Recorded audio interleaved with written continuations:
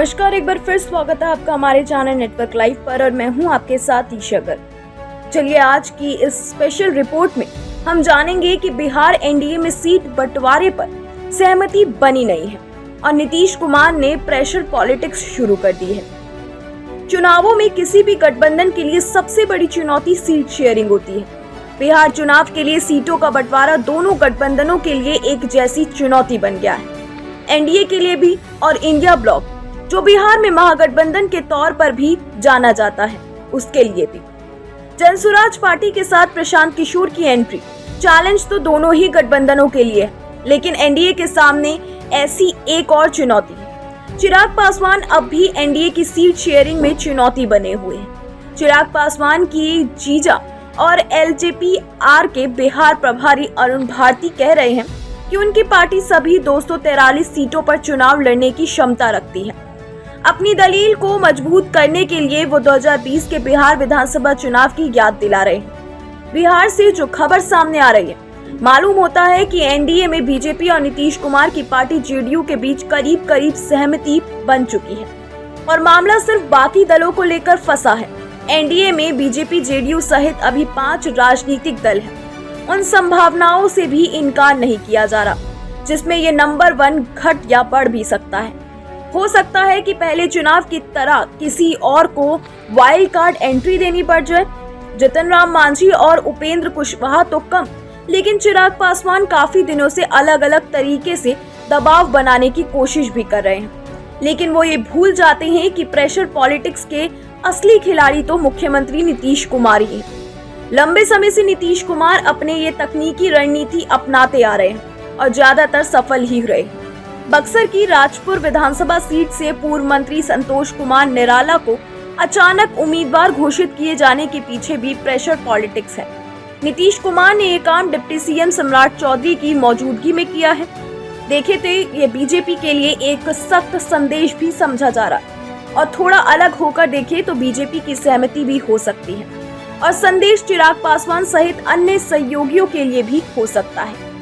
सीटों के बंटवारे के मामले में बीजेपी और जेडीयू के बीच बात बरकरार पर चल रही है, ऐसा बताया जा रहा है, लेकिन अभी ये फाइनल नहीं है। जेडीयू को इस बार भी बीजेपी के मुकाबले कुछ ज्यादा सीटें दिए जाने की बात है। दोनों की संख्या 100 से तो ज्यादा ही होगी और बाकी की अन्य सहयोगी दलों के बीच बंटवारा होगा।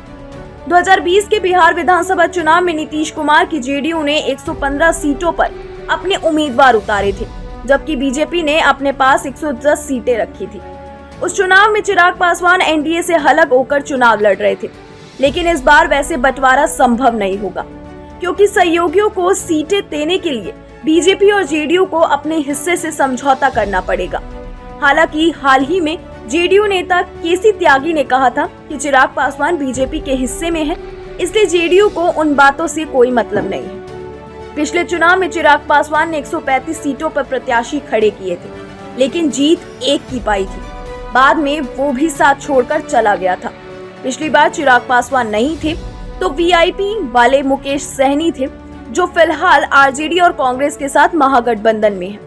सुनने में आया है कि अकेले चिराग पासवान ही 40 सीटें चाहते हैं, जो किसी भी सूरत में संभव नहीं लगता क्योंकि कतार में जितन राम मांझी और उपेंद्र कुशवाहा भी तो हैं। और अगर पिछली बार की तरह अचानक से मुकेश सहनी एनडीए में दाखिला ले गए तो क्या होगा?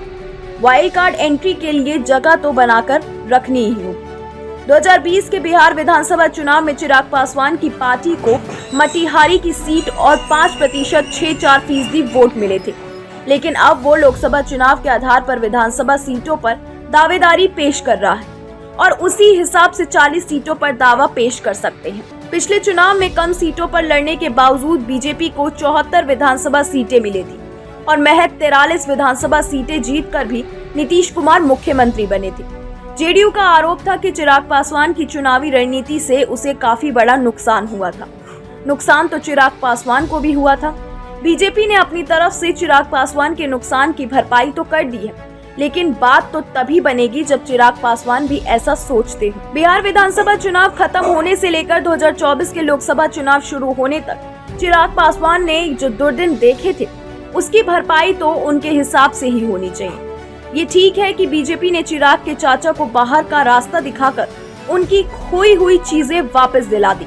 लेकिन विधानसभा के एहसानों का बदला कब चुकाया जाएगा?